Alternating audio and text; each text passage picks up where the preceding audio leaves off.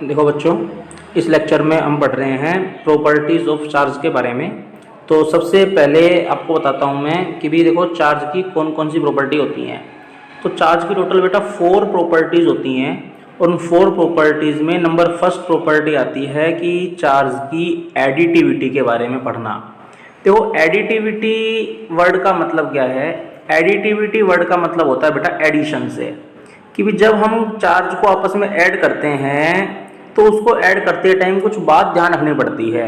और क्या बात ध्यान रखनी पड़ती है कि चार्ज के लिए हमको स्केलर कॉन्सेप्ट वाला एडिशन काम में लेना पड़ता है, क्योंकि चार्ज जो है वो बेटा स्केलर क्वांटिटी है। आप एक बात ध्यान रखना, चार्ज को आप रिप्रेजेंट करते हैं क्यू से, और चार्ज जो है वो खुद एक स्केलर क्वांटिटी होती है। इसलिए जब कभी भी चार्ज का आपस में एडिशन किया जाता है तो चार्ज का स्केलर एडिशन किया जाता है। ये कॉन्सेप्ट बेटा काम कब आता है? ये कॉन्सेप्ट काम आता है जब आप किसी सिस्टम पर टोटल चार्ज निकालते हैं। जैसे मान लीजिए कोई सिस्टम है, इस सिस्टम में एक चार्ज है 7 कूलाम, एक चार्ज है 3 कूलाम, एक चार्ज है -2 कूलाम। ठीक है, तो जब आप चार्ज का टोटल एडिशन करते हैं तो देखिए स्केलर एडिशन में क्या होता है? एडिशन मतलब एडिशन करना, चीज़ों को आपस में जोड़ना। ठीक, लेकिन वेक्टर एडिशन में क्या है कि जो प्लस माइनस साइन होते हैं वो डायरेक्शन के साथ इंक्लूड हो जाते हैं, इसलिए हम केवल वैल्यूज को आपस में ऐड करते हैं। लेकिन स्केलर एडिशन में जैसा दिया हुआ है वैसा वैल्यू हमको लेना है। जैसे यहाँ था 7 कूलाम तो यहाँ 7 ले लिया, यहाँ कहा 3 कूलाम तो 3 ले लिया, यहाँ कहा -2 कूलाम यहाँ -2 ले लिया। तो जैसा दिया गया है वैसा ही अगर आप वैल्यू लेके एडिशन करते हैं तो ऐसे एडिशन को स्केलर एडिशन कहते हैं। इसको आप एल्जेब्रिक एडिशन भी कहते हैं। तो टोटली आ जाए कितना? 8 कूलाम। तो ये चार्ज की पहली प्रॉपर्टी थी, कौन सी? Additivity of charge. ठीक है, चलिए समझाता हूँ। देखो ध्यान दो, इसका नोट समझते हैं अब अपन इसको। तो देखो सबसे पहले तो मैंने आपको बताया कि प्रॉपर्टीज ऑफ चार्ज के बारे में, कि बच्चों चार्ज की 4 प्रॉपर्टीज होती हैं। फर्स्ट प्रॉपर्टी होती है additivity of charge, second property होती है इनवेरिएंस ऑफ चार्ज, थर्ड होती है कंजर्वेशन ऑफ चार्ज। इस कंजर्वेशन ऑफ चार्ज में आपको पढ़ाया जाता है चार्ज कंजर्वेशन लॉ के बारे में। और फोर्थ प्रॉपर्टी होती है बेटा क्वांटाइजेशन ऑफ चार्ज के बारे में आप पढ़ते हैं। ठीक है, अब जैसे सबसे पहले बात करते हैं किसके बारे में? एडिटिविटी ऑफ चार्ज, जो कि मैंने आपको समझा भी दिया इसके बारे में कि भी एडिटिविटी ऑफ चार्ज कॉन्सेप्ट क्या होता है, ये समझते हैं। ठीक है, देखिए समझिए कि charge is a scalar quantity, the total charge on any object will be equal to the algebraic sum of all charges present in the object. किसी ऑब्जेक्ट में जितना चार्ज प्रेजेंट है, किसी सिस्टम में जितना चार्ज प्रेजेंट है, यहाँ आप ऑब्जेक्ट वर्ड की जगह सिस्टम वर्ड भी काम में ले सकते हैं, ज़्यादा अच्छा रहेगा। तो किसी सिस्टम में जितना चार्ज प्रेजेंट है सभी चार्ज का एल्जेब्रिक सम कर दीजिए, तो आपके पास जो भी वैल्यू आएगा वही आपका टोटल चार्ज को रिप्रेजेंट करेगा। और एल्जेब्रिक सम का मतलब होता है विद साइन आपको वैल्यूज एडिशन करनी है। जैसे एग्जांपल में आपको बता रखा है, सिस्टम में चार्ज है 5 कूलाम, 3 कूलाम, -2 कूलाम। तो जब इनको ऐड किया तो -2 को -2 ही लिया। ठीक है, तो एल्जेब्रिक एडिशन में ऐसा, अगर मैं इसका वेक्टर एडिशन करता तो ऐसा नहीं करता, फिर वो अलग तरीके से होता। तो टोटल चार्ज आ गया 6 कूलाम। ठीक है, अब समझते हैं next property invariance of charge. समझिए ध्यान से बेटा, सेकंड प्रॉपर्टी आती है आपकी, कौन सी प्रॉपर्टी? Invariance of charge. की भी इनवेरिएंस का मतलब क्या होता है?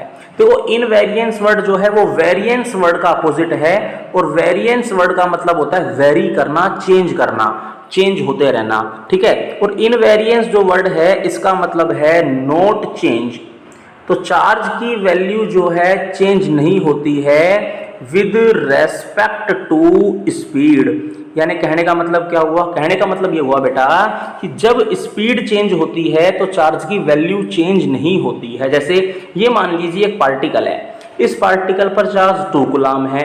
अब ये पार्टिकल चाहे रेस्ट में रहे, चाहे ये पार्टिकल चले, चाहे धीरे धीरे चले, चाहे तेज तेज चले, इस पर चार्ज की वैल्यू 2 कूलम ही रहेगी, चार्ज कभी चेंज नहीं होता है। इस पूरे को हम शॉर्ट में इस तरह से लिखते हैं कि चार्ज की वैल्यू रेस्ट कंडीशन में और चार्ज की वैल्यू मोशन कंडीशन में ऑलवेज सेम रहती है। इसी को कहा जाता है बेटा जी इनवेरिएंस ऑफ चार्ज। ठीक है, तो देखो समझते हैं इसको नोट से। अब तो इनवेरिएंस ऑफ चार्ज में आप पढ़ पा रहे होंगे कि value of charge does not depend on speed of particle. ठीक है, कि पार्टिकल की स्पीड पर कभी चार्ज डिपेंड नहीं करता है। चार्ज की वैल्यू रेस्ट में और चार्ज की वैल्यू मोशन में ऑलवेज क्या होती है, सेम होती है।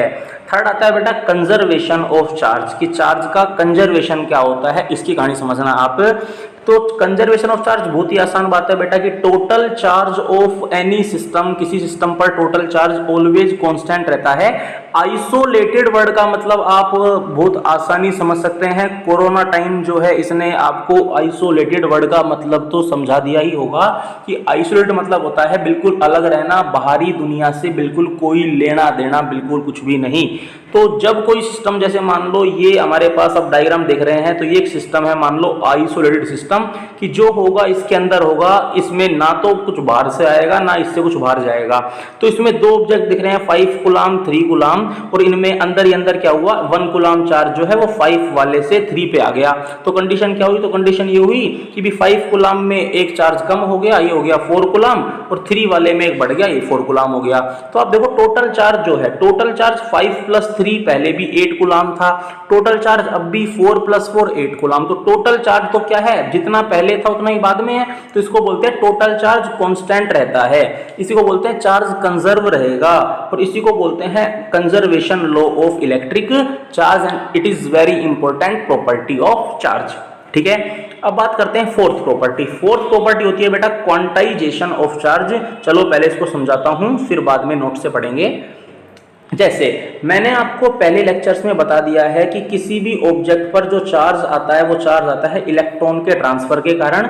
ठीक है, अगर कोई ऑब्जेक्ट इलेक्ट्रॉन गेन करता है तो कैसा चार्ज आएगा, और इलेक्ट्रॉन लॉस करेगा तो कैसा चार्ज आएगा, वो आपको पता होना चाहिए। तो मैंने याद कराया था कि भी इलेक्ट्रॉन क्या है, इलेक्ट्रॉन इज ए नेगेटिविटी, और जब किसी कोई नेगेटिविटी को गेन करेगा, तो अगर आप अपने जीवन में नेगेटिविटी को गेन करते हैं तो आप भी क्या बन जाएंगे, नेगेटिव बन जाएंगे, तो ऑब्जेक्ट भी नेगेटिव बन जाता है। और नेगेटिविटी को अगर आप बाहर निकालते हैं तो आप क्या बन जाएंगे, पॉजिटिव, तो ऑब्जेक्ट भी पॉजिटिव बन जाता है। ठीक, तो इलेक्ट्रॉन गेन करने से नेगेटिव बनते हैं, इलेक्ट्रॉन लॉस करने से पॉजिटिव बनते हैं। अब इस कॉन्सेप्ट का यूज क्या है कि जितना गेन या जितना लॉस करेंगे उतना ही चार्ज बनेगा। जैसे मान लो ये कोई ऑब्जेक्ट है, लेट मान लीजिए ये कोई ऑब्जेक्ट है, अब मान लो इसने मान लो 1 इलेक्ट्रॉन गेन किया। ठीक है, तो इस पे चार्ज कितना आएगा, भाई गेन किया तो नेगेटिव, तो माइनस का 1e चार्ज इस पर आएगा। ठीक है, अगर इसने मान लो 2 इलेक्ट्रॉन गेन किया तो इस पर चार्ज कितना आएगा, इस पर चार्ज आएगा माइनस का 2e। इसी तरह से मान लो अगर ये 1 इलेक्ट्रॉन इमिट करता, रिलीज करता, तो चार्ज कितना आता, प्लस का 1e।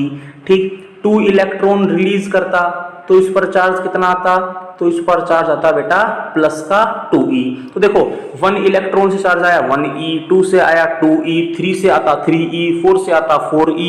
तो अगर ये n इलेक्ट्रॉन ट्रांसफर करता है तो n इलेक्ट्रॉन से चार्ज आता है इस पर ne। तो इसको हम कहते हैं कि किसी भी ऑब्जेक्ट पर चार्ज जो है वो इक्वल होता है ne प्लस माइनस। प्लस भी हो सकता है और माइनस भी हो सकता है। प्लस मतलब तो क्या हो जाएगा कि इलेक्ट्रॉन बाहर निकल रहे हैं, इमिट हो रहे हैं, और माइनस मतलब क्या हो जाएगा, इलेक्ट्रॉन गेन हो रहे हैं। तो ये वाली बात आपको ध्यान रखनी है। E मतलब इलेक्ट्रॉन का चार्ज, N मतलब 1 2 3 4 5 कितने इलेक्ट्रॉन आए कितने इलेक्ट्रॉन गए, और Q मतलब ऑब्जेक्ट पर चार्ज। इसी को बोलते हैं क्वांटाइजेशन ऑफ चार्ज। जब भी क्वांटाइजेशन की बात आती है तो ध्यान रखना फॉर्मूला दिमाग में क्या आना चाहिए, Q = + NE। ठीक है, देखो नोट से समझो ध्यान से इस बात को। जो ये प्रॉपर्टी कहती है बेटा, क्वांटाइजेशन कहता है कि charge on any object will B integral multiple. Integral मतलब 1 2 3 4 5 पूरी काउंटिंग होगी, यानी कभी 1.2 1.3 पॉइंट्स में कभी नहीं होगा। ठीक है, तो इंटीग्रल मतलब होता है 1 2 3 4। ठीक, तो मतलब मल्टीप्लाई होता है, चार्ज इलेक्ट्रॉन मतलब इलेक्ट्रॉन के चार्ज, तो E का मल्टीप्लाई होता है, तो Q इक्वल्स टू Ne, ये वाली बात होती है कि चार्ज कब मिलेगा, इलेक्ट्रॉन का मल्टीपल होगा n और प्लस माइनस, और इलेक्ट्रॉन गेन हो रहा है तो या लॉस हो रहा है उस हिसाब से प्लस और माइनस साइन आते हैं, बता दिया यहाँ पे। और n की वैल्यू काउंटिंग होती है, n की वैल्यू जीरो नहीं लेंगे कभी भी, क्योंकि जीरो का मतलब तो हो गया अभी न्यूट्रल हो गया, तो चार्ज है तो कम से कम n की वैल्यू 1 तो होगी, ठीक है। और इंटीग्रल है इसलिए कभी पॉइंट्स में नहीं होगी। और e की वैल्यू आपको ध्यान रखनी है 1.6 इंटू 10 की पावर माइनस 19 कूलाम। तो प्यारे बच्चों को ध्यान रखना है हमेशा जब भी क्वांटाइजेशन वर्ड आए तो क्या ध्यान में आना चाहिए आपको, Q equals two plus minus Ne ध्यान में आना चाहिए। नेक्स्ट बात, कुछ क्वेश्चंस लिए हैं कि आप क्वांटाइजेशन समझ पाए। क्वेश्चंस किस बारे में, देखो ध्यान से, देखो बेटा बिल्कुल इजी सा क्वेश्चन है ये। पहले क्वेश्चन में दिया हुआ है कि right minimum value of charge on any object, क्यों इक्वल गिवन है किसके अपने, प्लस माइनस एनी के इक्वल क्यों गिवन है। तो देखो क्वेश्चन में साफ है, मिनिमम वैल्यू का मतलब होता है कि भी एन की मिनिमम वैल्यू कितनी होगी। तो चार्ज के मिनिमम होने के लिए एन कम से कम कितना होना चाहिए, 1 होना चाहिए। और अगर क्योंकि 1 से कम नहीं हो सकता, अगर 0 कर दोगे तो चार्ज न्यूट्रल हो गया, फिर तो वो चार्ज बचेगा ही नहीं। तो क्यों कितना आ जाएगा, कम से कम ई आ जाएगा। और ई की वैल्यू कितनी होती है 1.6 इंटू 10⁻19 गुलाम, यानी केवल ले रहे हैं अपन मैग्नीट्यूड। तो ध्यान रखना चार्ज की मिनिमम वैल्यू के लिए n 1 होता है और चार्ज की मिनिमम वैल्यू होती है ई के इक्वल वैल्यू में, और इसका नाम होता है 1 क्वांटाइजेशन चार्ज, 1 क्वांटा चार्ज इसको अपन बोलते हैं। एग्जाम में कई बार क्वेश्चन पूछ लेता है 1 क्वांटा चार्ज क्या होता है, तो हम बता देंगे ये वाली वैल्यू, ठीक। फिर जैसे क्वेश्चन दे रखा है कि एक ऑब्जेक्ट है, उस ऑब्जेक्ट ने 2 इलेक्ट्रॉन गेन कर लिए, तो बताओ भी चार्ज कितना होगा। तो इलेक्ट्रॉन गेन किए तो चार्ज कैसा होना है, नेगेटिव होना है। क्यों equal to minus N E लगाया, वैल्यू पुट कर दी, आंसर आ गया सिंपल सा, ठीक। तो इस तरह के क्वेश्चन आप करने हैं, बाकी पढ़ेंगे बाद में। Thank you.